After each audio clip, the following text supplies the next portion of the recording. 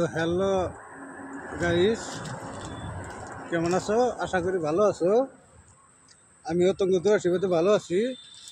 তো ভাই, ভিডিও তো খুব বানাইলাম আজকে। তোমাদের মনের ফিলিংস যেটা সেই কথাটা বলতেছি। তো ভিডিও তোমরা খুব দেখছো আমার, আর দেখো, সাপোর্টও করো। আমি জানি খুব ভালোবাসো, অন্তত আমাদের গ্রামের মেশা আমাকে খুব ভালোবাসে। তো আমিও তোমাদের খুব ভালোবাসি। কেননা আজকে 6-7 মাস ধরে আছি এই জায়গায়, পর্যটক আইছি, যত কাম করি খাইতেছি। হয়তো পয়সা পাতিও তোমাকে দু আশীর্বাদে ভালো পয়সা জড়ো হয়েছে। পয়সা পাতির কথা না, তার বাদেও তোমাদের নিগে আমাদের দেশবাসীর নিগে যেটা একটা মন কান্দে, সে কথাটা তোমাদের বলতে পারবো না। তো সবের নিগে মন কান্দে, কিন্তু এ জায়গায় কামে এসে কাম করতে আমার সবচেয়ে একটা মানুষের কথা বেশি মনে পড়ে। তো আমার ইমান ভাই, তার কথা আমার সবটাই মনে পড়ে। বা আমি বাড়িতে থাকলেও বেসাল পারি, এই জায়গায় আইসি তাও বেসাল পারি এই মানুষটার কথা। কেননা একটা মানুষের যদি একটা কথা কয়, তুমি সেই কথাটা তখন তাই বিশ্বাস করো চাই না করো, তাতে কোনো কিছু আহে যায় না। লাস্টে যখন তোমার কামে তার কথায় যদি যখন মিলা যায়, তখন তার কথাটা খুবই আশ্বাসদারী হয়।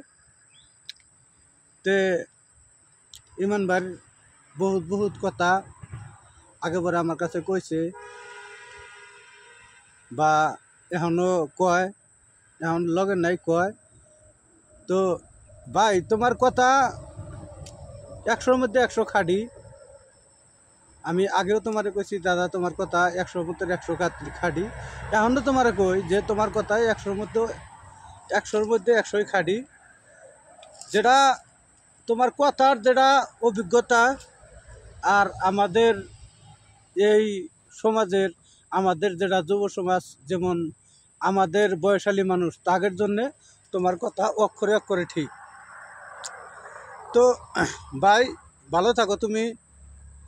কে কখন মরে যায় বলতে পারবো না। তোমার বহুত কথা শুনছি, তোমার বহুত কথা হই না, আমি বহুত মাসের তোমার কথা কইছি, এখনও কই। বা তোমার কিছুমান কথা গোনা আমি ঠলক গোনা আমি বহুত জায়গায় দিয়েও থাকি, বা তুমিও দিছাও আমারে, বা আরও মাসের তুমি দিছাও। তো তোমার বহুত ঠলক আমরা শুনছি, আজ পর্যন্ত শুনে আছি।